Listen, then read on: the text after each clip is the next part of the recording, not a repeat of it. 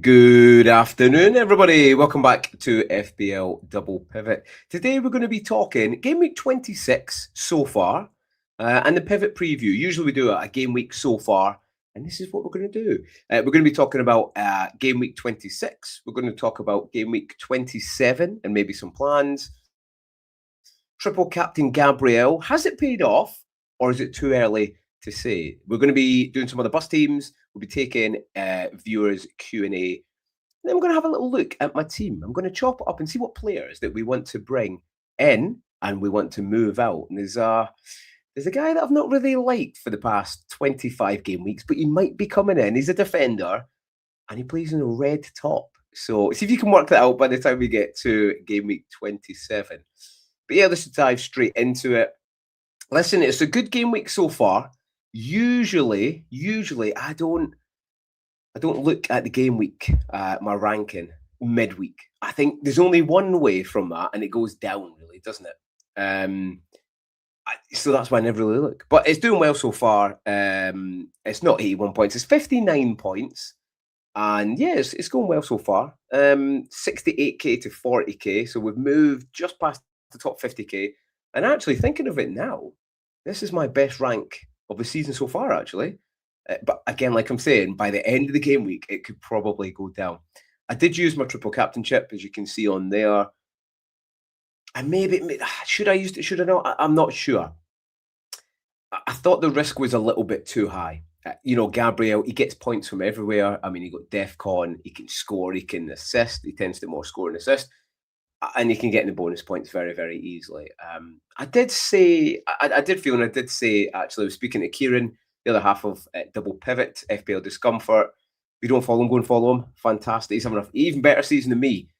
He was a top content creator. He's not far behind Andy Let's Talk now, so he's trying to catch him. But yeah, I was talking about, I think they do concede against Brentford. And listen, it was only one goal. But when you're missing Saliba as well, I think that's something that we didn't think was going to happen. That's what always happens in double game week, doesn't it? And yes, Saliba was missing, and it kind of showed they didn't control the game as well. And when they don't have one of their main centre backs in the back line, you can see there it's quite they're a little bit shifty. It's not as put together as it normally is. So yeah, I should have changed the score. It's not 81, it's 59 just now. But again, the game week hasn't finished yet. I mean, it's not the end of the world. He got DEFCON, and I tell you what, as a Gabriel owner, he should have been sent off. He should have been sent off. That other foul in about the 75th minute, that's a yellow card. It's a yellow card all day. I didn't see the start of the match, so you have to tell me now if you're watching back. Please put in the comments. I've seen the referee had 4 yellows out by 20 minutes. Now, as like a junior referee at the very, very, very lower level, if it warrants a yellow card, you bring it out. But you kind of, I wouldn't say try not to. If it's a yellow card foul and offence, you have to give the yellow card. However, 4 yellows in 20 minutes, you sometimes make a rod for your own back, pulling out that amount of yellows, and someone could end up going. Now, Gabriel was so lucky they didn't go last night. The one thing that I will say, which is actually good for Timber and Gabriel owners and triple captainers, is because they drew that game, which was entirely possible. Brentford had a fantastic record at home, which we'll come on to in a minute. They will now play the strongest team, I believe. Whereas before they could have been rotated. I mean, White didn't get used at all. Again, we'll come on to Arteta's bench. He didn't even use Jesus either, which I thought was a little bit weird because Gyökeres, again, for me, was non-existent. But yeah, I think that's better for us. And they're going to play the strongest side. And that's got more, chance of Gabriel getting a goal. They still can't defend crosses well. So it's looking a little bit better than what it was before. If they battered Brentford, he might have gone a bit easy on Wolves. But now he's just going to go there. Chalobah with the updated DEFCON, happy with that. Petrovic, an extra save point. Listen, midfield didn't go that well. It wasn't that well for most people. But Anderson, DEFCON, hey, say what you will about the man. That's what he does. His floor is genuinely 4 points. So you've got to have a player like him. And I would say, because he's that cheap, I would bring him in. Bryce got 4 points. So if you did captain him, triple captain, went for a bit differential, that's good. Well done. Alan got the assist, went off at half time. Yel Pedro, I mean, penalties or not, it's funny because people are like, oh yeah, he goes over so easy for penalties, but then some people will be, oh, well, I've got a penalty taker on my team for that. And, Yao Pedro's winning penalties and we have to adapt to that. Yes, a few of them are soft, but he's still doing the business. And he does get in amongst the goals. The big one for me is Semenyo. Now, if you looked at his ownership, you would see it's about 45, 46%. However, in the top 10K, it's roughly about 12 to 14%.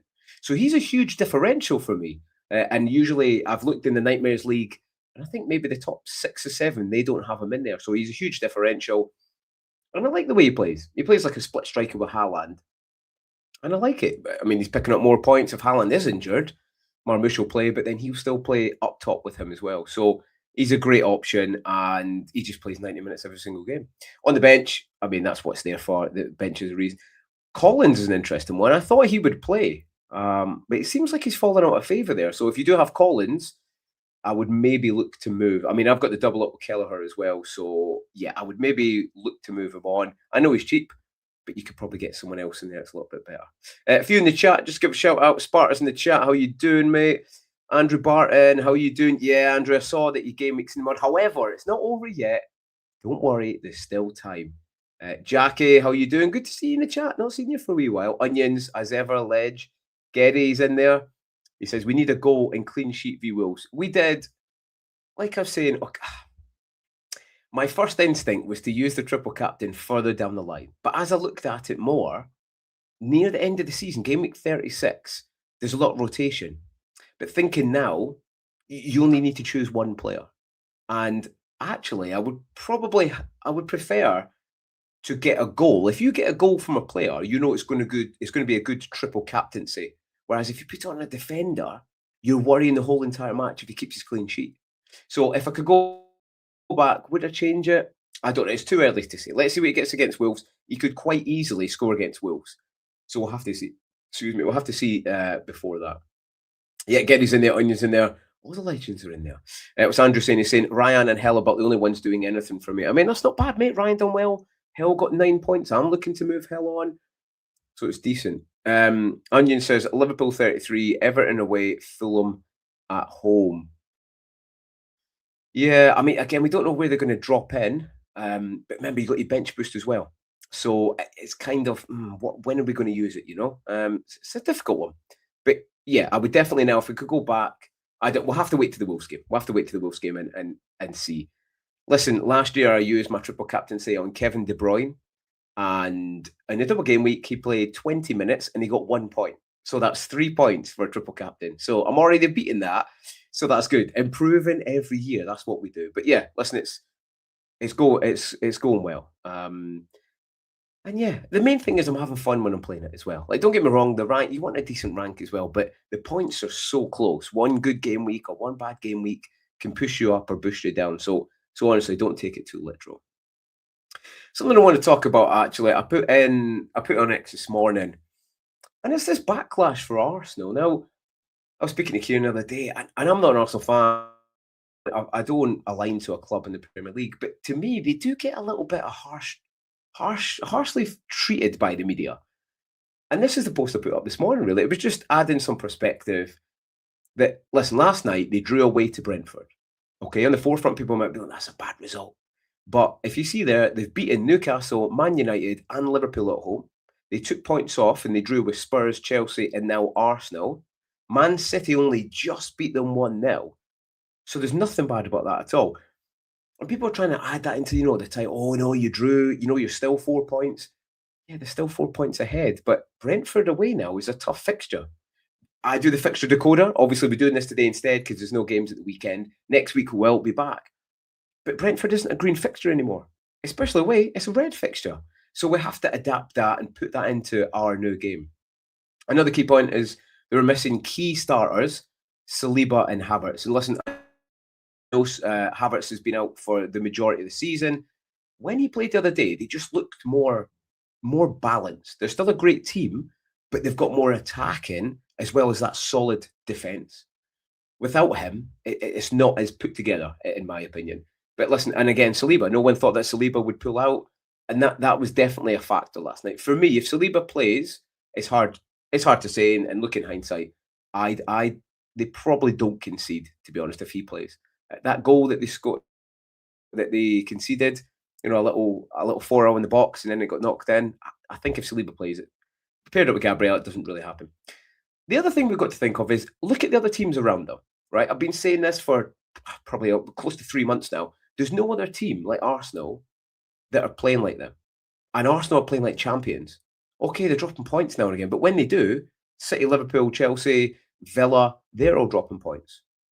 And put in there, Man City, they've got one win in the last 3 away. Liverpool have got one win in the last 5 at Anfield, which is mental. And Chelsea blew a 2-0 lead v Leeds, a 2-0 lead v Leeds. So, you know, okay, if other teams around them, you know, City, we all know City are strong at the end of the season, but City aren't the City they used to be. Do you know what I mean? They'd already be winning games by now and catching up. So I don't see any other club right now that's going to take advantage of Arsenal dropping points. And it's the title race. It's hard to win the title. It's not easy. All these people are thinking, oh, you know, we should be 8 points ahead, 9 points ahead. It doesn't matter if you're 1 point ahead at the end of the season. If you win it, you win it. But yeah, there seems to be like a crisis around the club, and that's what I get sometimes from the media, and essential sensationalize it. But what I would say is, yeah, don't kind of fall for maybe some people have got an agenda.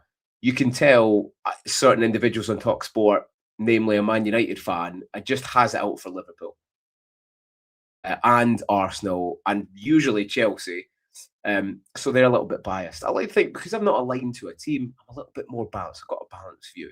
But again, for me, the only one playing like champion. So if something drastically changes, people are talking about the mentality. I mean, if you looked at Rhea, if you've seen all the pictures and the videos of him, looks like a frog bouncing up and down because he was so incensed that he lost that goal. That's the hunger and the drive that is going to lead them to be champions.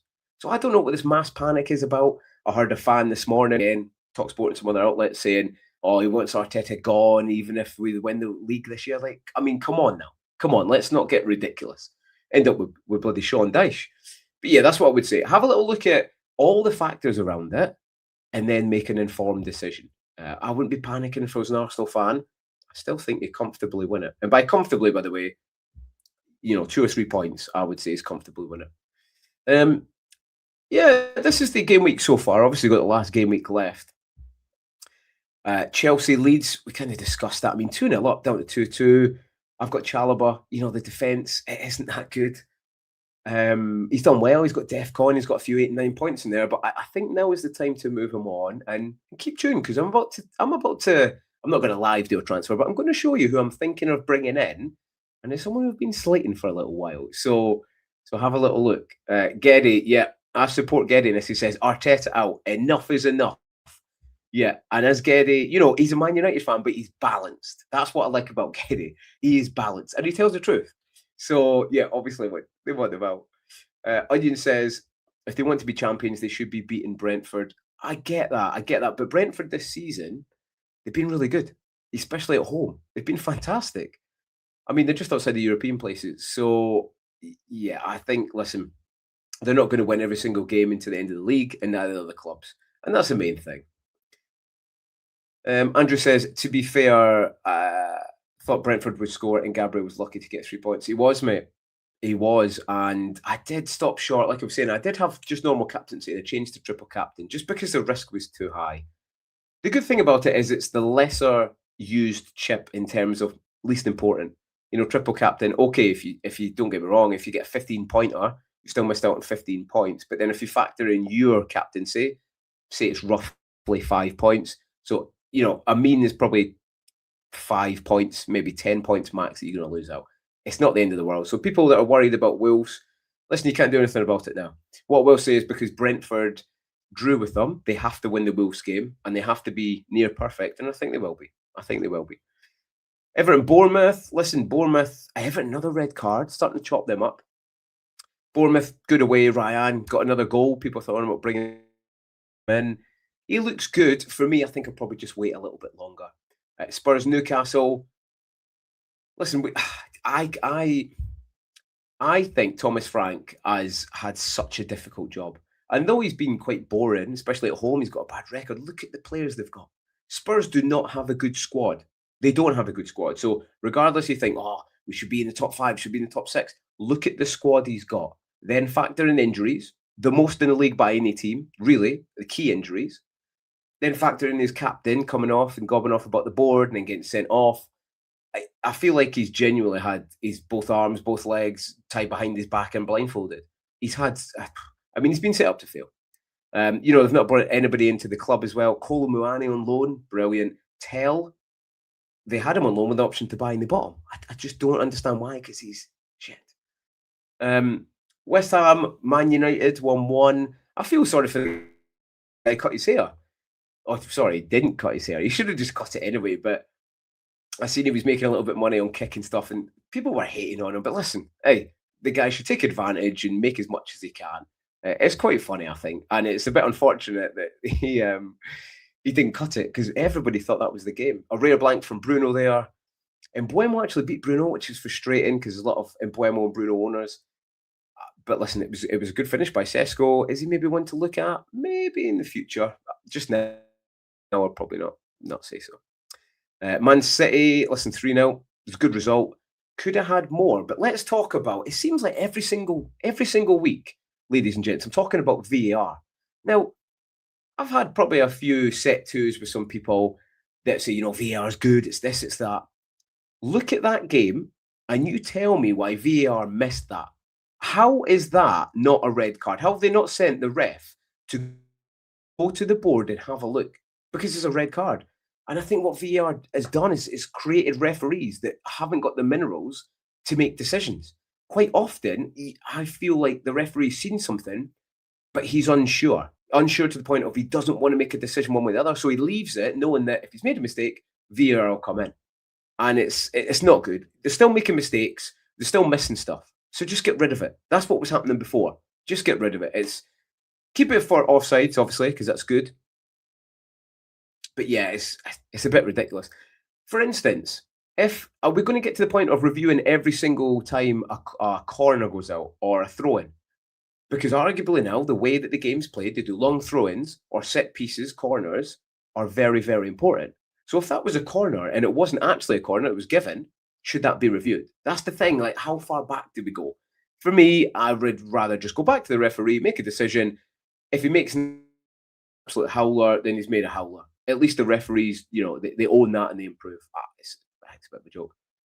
Forest 0-0 and then he's sacked. I fear for Forest. Any Forest fans in here, I fear for them because they've just sacked the man who's good at getting people out of relegation scraps. And he won 10, lost 10.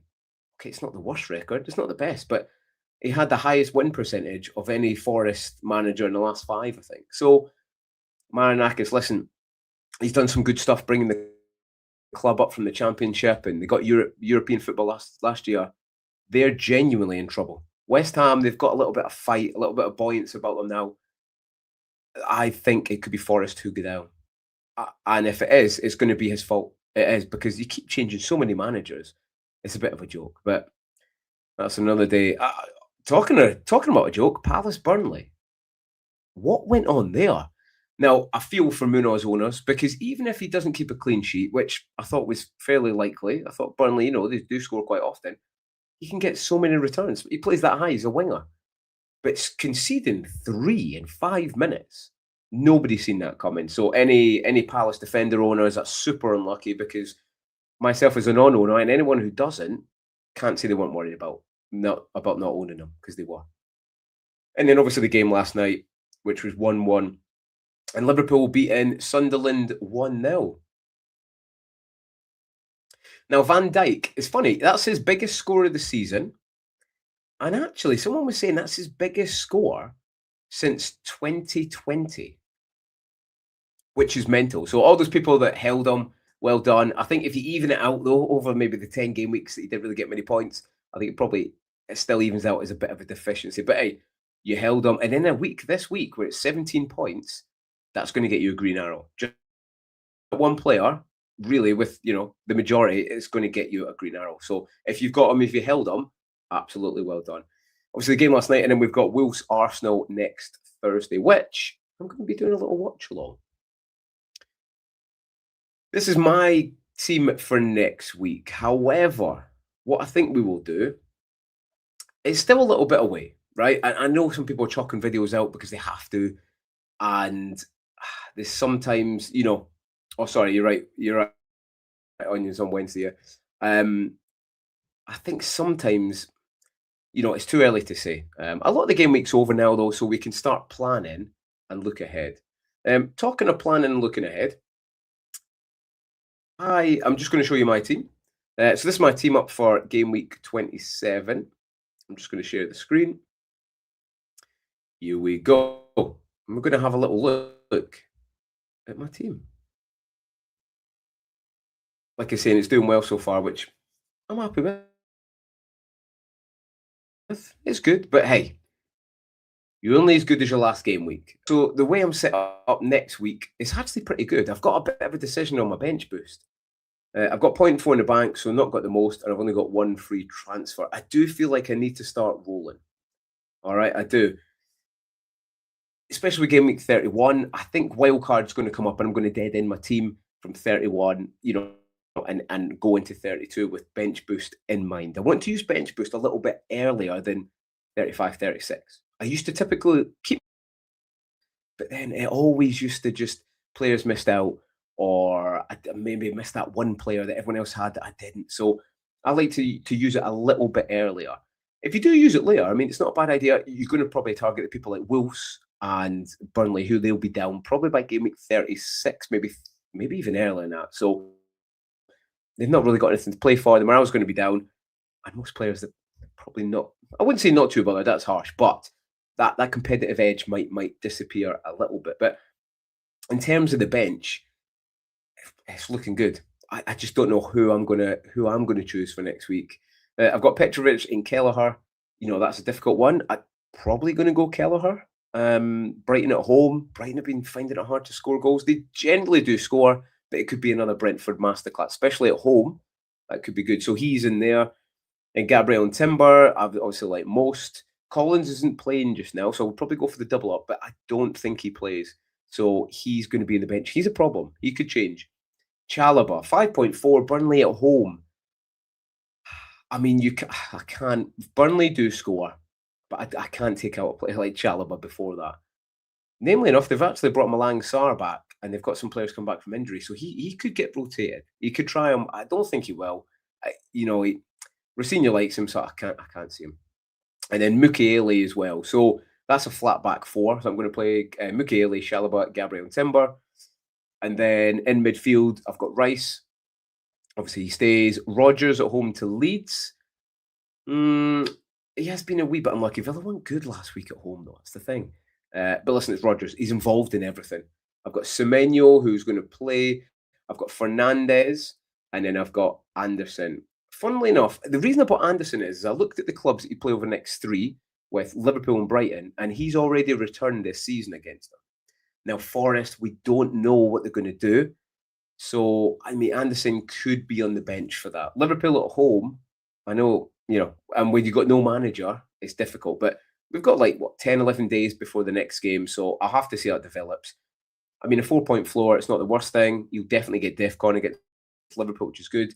And if it's close, or even if he gets an assist, he was unlucky last week, he could do something. I think he got 10, 11 points for Liverpool before. So, and I take that on board quite often. The history of players against clubs that they normally assist against or score against, it does have a habit of repeating. So I do feed into that quite a lot. Then up top, I've got Pedro at Burnley. He's going nowhere. Haaland, again, is he injured? Isn't he injured? We'll have to have a look. And then Krupi Jr. But I mean, for that, I'm probably going to play it could be 4-5-1 if Haaland's injured and just have Pedro up top with a flat five, Anderson in there. Or, I don't really like playing four at the back just now, but it seems to be paying off. I mean, I can't, 3 home fixtures in my back five. I don't think I can turn that down. I could go to 3 and maybe drop Chalobah, but he's against Burnley, so I don't think I can do that. And Mukiele's going nowhere. Now Haaland is an interesting one. Now, if Haaland is injured, let's just have a little look here, right? Haaland's injured. I would bring in. I mean, I don't know. I'm not sure. I mean, remember, he does blank in 31, right? For me, though, there's one player that's playing very, very well. I know he's blanked the last 3-4 weeks. I know, I get it. But that's Ekitike. So if we bring Ekitike in, because they've got some good fixtures coming up, and then that leaves me with 5.9 million. I I love that's how many points I'm on this week, 59 points, so maybe it's written in the stars. I do like him. Again, we'll have to wait. There's so many ifs and buts for the next game week, but I like that. And away to Forest with no manager, and especially if Morello's still out, it could be a bit of a massacre there. And he only needs one chance to finish, and he could do really, really well. Now, I promised you, ladies and gents, that I was gonna talk to you about a defender that I'm thinking about bringing in, and I've been slating for the majority of the season. Now, if I did, I would probably bring it out. I mean, Timber, after this double game week, he's going to start getting rotated. So I have to think about moving him out soon. But after Burnley, I think Chalobah has to go. And there's a man coming in who's just hit a 17 pointer in the name of Virgil van Dijk. So bring him in. Okay, he's a little bit more expensive, but I would have the funds regardless if I moved on Haaland or not. Yes, I know he just got 17 points. I get it. I get it. And I don't like point chasing. And that's not what I'm trying to do here. It's more the fixtures. Now you got Forest away, West Ham at home, Wolves away, Tottenham at home, and Brighton away. All of those fixtures are very, very nice. And in terms of crossing for another heading goal, which is listen, what you want as an owner, as an attacking defender or a defender that can pick up goals. West Ham terrible at crosses. Can't square them away. Terrible. Excuse me. Same with Spurs. Every time I watch them, I always write down concede from crosses and can't deal with crosses. Especially Romero, he's going to be out for 4 game weeks. I don't even want to have a look at that back line. It was shocking before. Wait to see with a new manager if they get one in time. That could be an absolute massacre for Spurs, especially at home. That's not going to be good. And then Brighton away. They're all good fixtures that he could get huge returns in. And if we just look down there, then after that, he's got Fulham at home, Everton away, Palace at home, and then it's a little bit more difficult of Man United, Chelsea, Villa, and Brentford. But that's game week 35. So, I'm fairly set up here. He does play game week 31, which is important. So I'm thinking about moving him. And it's good if you've held him this long. Don't get rid of him because you probably want to get him. He's going to come up. He's definitely going to come up in value. I don't know how he's not dropped, by the way, because people mass sold him and he's still 5.9 million, which I don't understand. But hey, is what it is. Heather's in here. She says, yes, please. Hopefully that's about Van Dijk. But I do like him. Hopefully you got that 17 points, Heather. And that's good. She also said, what a rubbish game week for me so far. I captained Rice, no triple captain, and played Kelleher. Need a Mane Hall. No, Heather. No, you don't. As a triple captainer of Gabriel, no, not this week. I'll let you have next week for Mane, but not this week. But yeah, so I think I'm going to bring in Van Dijk. And we've got to keep thinking now, team, that our team's going to start changing. You have to start thinking about when you're going to use your chips again. And that is really the important point. It really, really is. I think I'm going to dead end, and I want to have some differentials maybe in that dead end of a team. When it gets to game week 30 or 31, that's when I want to attack it and maybe triple up on a team that are going to smash someone, something like that. Same with like City and Villa. If we have a look at Villa here, I mean, Rodgers, okay, he's not been the best. He's got 10 points, 14 points in the last 3. He's got an 8 in there, but anything Villa do, he's involved in. Now, looking at fixtures-wise, listen, he's got Leeds, Wolves, then Chelsea, Man United, and then West Ham. So first 2 are a bit easy, and the second 2 aren't. But listen, he's involved in everything. It's a bit difficult at Villa. They keep going through evolutions of players in different teams. Bogard keeps coming in. He's a good young player, but I think they're still lacking a little bit in the squad. But yeah, that's what I'm thinking of in terms of setting up for game week 27. Let's have a quick look. This is where I'm set on just now. I've got Petrovic in there, but I think I will change him. Again, it's a good rotation that I've had with these 2 keepers. I mean, 2 game weeks ago and 3 game weeks ago, they both got 10 points. So it's a really, really good rotation so far. The remainder's good. Gabriel, Timber, Chalobah, Semenyo, Rodgers, Fernandes, Anderson, Rice, Haaland, Yao Pedro. And then that bench, Mukiele, he could easily come in if someone's injured. That's the tough thing. I mean, even Mukiele's on the bench. Krupi Jr.'s even on the bench against West Ham. So I've got options. which is the main thing. But yeah, that's a game week 27. Let us know what team you've got. Put in the comments down below. Let us know what players you're thinking of bringing in, and if you think Virgil van Dijk is a really, really good option or a really, really bad option.